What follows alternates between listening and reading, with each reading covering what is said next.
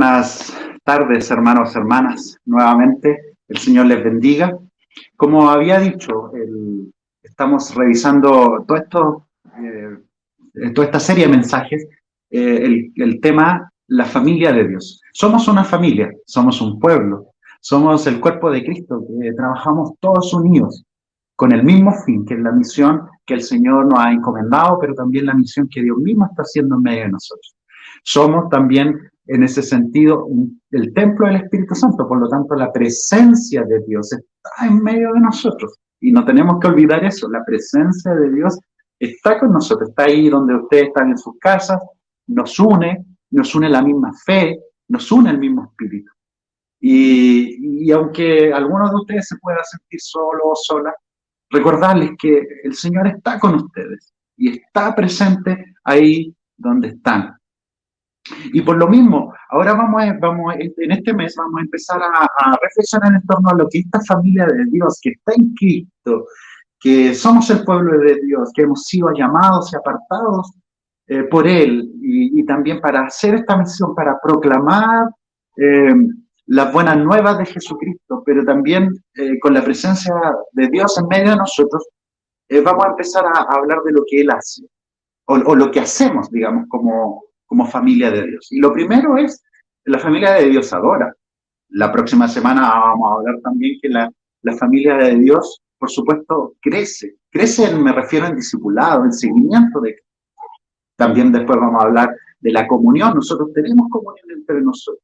Después vamos a hablar, por supuesto, también de proclamar. Nosotros anunciamos lo que Jesucristo ha hecho con nosotros. Y también, por supuesto, finalmente, la familia de Dios sirve. Sirve tanto adentro de la iglesia, pero también afuera, la comunidad. Eso es lo que nosotros hacemos, porque eso es lo que también el mismo Jesucristo nos enseñó a nosotros. Y vamos a partir hoy día con la adoración. Adorar significa, como decía Marco de antes, reconocer quién es Dios. Fíjense que estos dos textos del apóstol Pablo están en medio de dos cartas que son bien, llamémoslo así, doctrinales, que hablan mucho de la enseñanza, de qué es lo que es la fe, qué es la fe. Pero en medio de eso, el apóstol Pablo lanza estas frases entre medio, como de alabanza, de adoración a Dios. Y fíjense que ese es como el espíritu que uno tiene frente cuando se encuentra con Dios, cuando se encuentra con ese Dios que nosotros tenemos. Fíjense, a veces nosotros podemos empezar a preguntarnos, ¿quién es ese Dios al que nosotros adoramos? ¿Quién es ese Dios? Y es lo que debemos preguntarnos, porque, claro, ¿cuántas cosas nosotros le damos importancia en nuestras vidas? Si ustedes se fijan, por ejemplo, piensen cuántas cosas ustedes le dan importancia en sus vidas, ya sea en el trabajo, en la familia, ¿cierto? Como yo decía, la amistad, el colegio, la universidad. ¿Cuántas cosas nosotros son importantes para nosotros? Pero aún así, uno puede reconocer que hay cosas que son más importantes que otras, es obvio. Pero, ¿por qué uno establece algunas que son más prioridades y que son más importantes que otras? Fíjense que en este caso lo que estamos preguntando es, ¿quién es Dios? ¿O cuál es la función que Dios cumple en nuestras propias vidas, si es una función? ¿Está al mismo nivel o más bajo que otras cosas, por ejemplo? O sea, ¿ganar más dinero es más importante que Dios en mi vida? ¿Se entiende lo que estoy preguntando, no es cierto? ¿O Dios está sobre otras cosas? ¿O está al mismo nivel, por ejemplo? Por ejemplo, claro, la importancia que yo le doy a Dios está al nivel de mi trabajo, o está al mismo nivel de los estudios, o está al mismo nivel de mi familia. Y no estoy diciendo que mi familia no sea importante, estoy diciendo dónde nosotros colocamos a Dios. ¿Se entiende? Y yo creo que un poco la actitud del corazón que nosotros tenemos con respecto a Dios, a la adoración a Dios, tiene que ver también con cómo nosotros nos relacionamos con este Dios y lo conocemos como Dios. Porque fíjense, yo les puedo preguntar, ¿quién es Dios para ustedes? ¿O qué es lo que la Biblia nos revela, la palabra de Dios nos revela acerca de Él? Yo creo que a veces, como dice el apóstol Pablo, fíjense, vamos a volver sobre Romanos 11, versículo 33, cuando él dice, qué profundas son las riquezas de la sabiduría y del conocimiento de Dios, pero también indescifrable, o sea, no lo podemos saber, sus juicios e impenetrables sus caminos, o sea, está por sobre todo Dios en ese sentido. Pero al mismo tiempo después dice en el 34, ¿quién ha conocido la mente del Señor? ¿O quién ha sido su consejero? Y nosotros, para ser sinceros, le queremos dar muchas veces consejo a Dios. No sé si a usted le ha pasado, pero nosotros también le queremos dar consejo a Dios. Oye, Dios, ¿por qué no hace las cosas de esta otra forma? Yo creo que debería apurarte un poquito más con esto. O, ¿por qué no hace esto otro mejor? Porque yo creo, y uno le empieza a arreglar como el panorama. Pero eso también tiene que ver un poquitito, la pregunta aquí, por supuesto, retórica, y tiene que ver con el reconocer quién es Dios. Fíjense que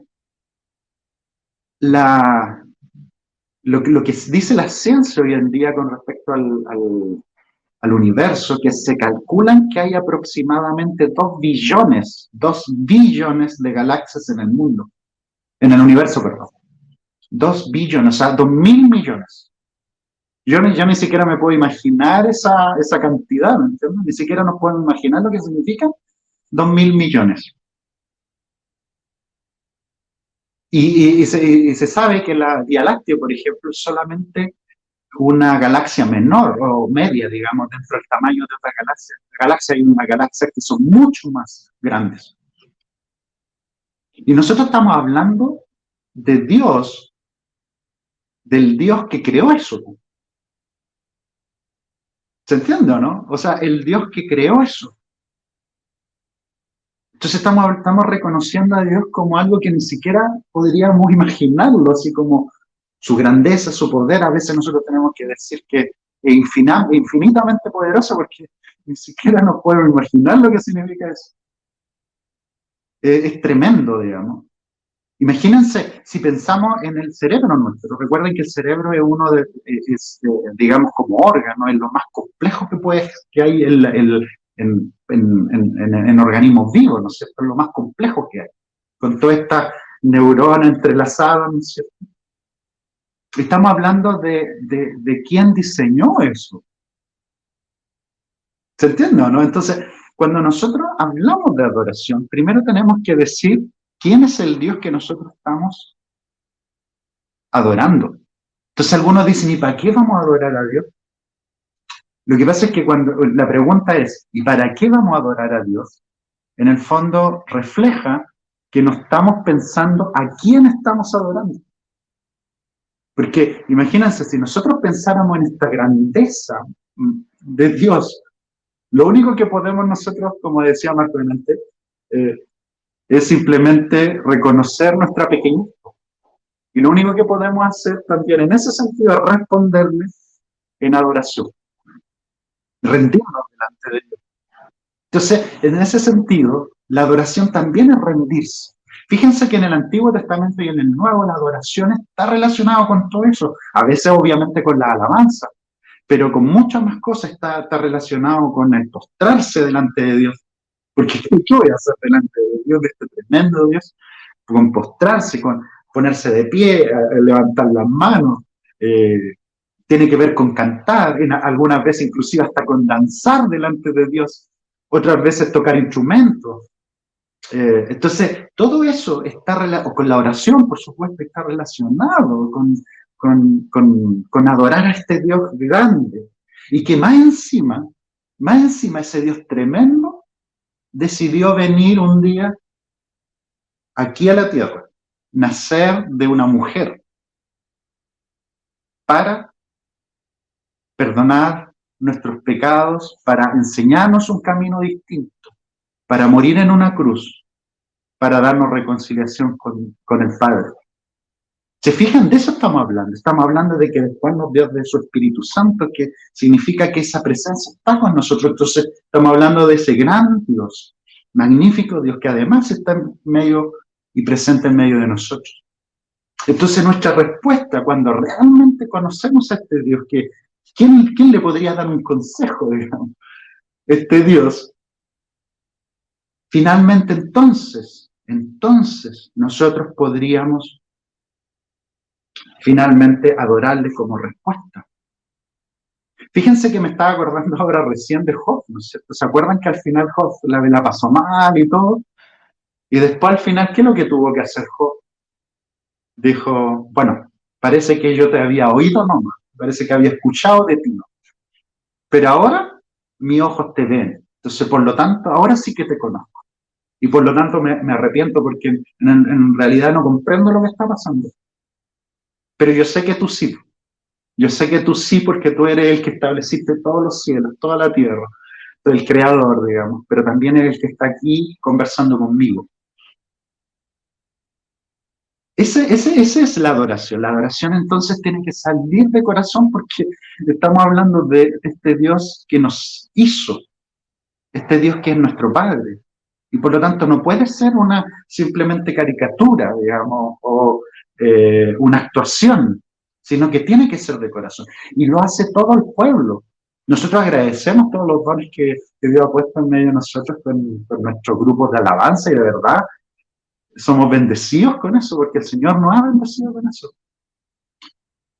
Pero los que adoran y los que alaban al Señor somos todos nosotros, todo el pueblo de Dios, todos. Cantemos bien o cantemos mal como yo. A mí me gustaría tener una mejor voz, así más armoniosa, como los chiquillos aquí, pero no. Entonces, pero igual canto, hago mi esfuerzo. Eh, Adorar a Dios, adorar al Señor, con todo el corazón, porque Él se lo merece simplemente porque es grande por sobre todas las cosas.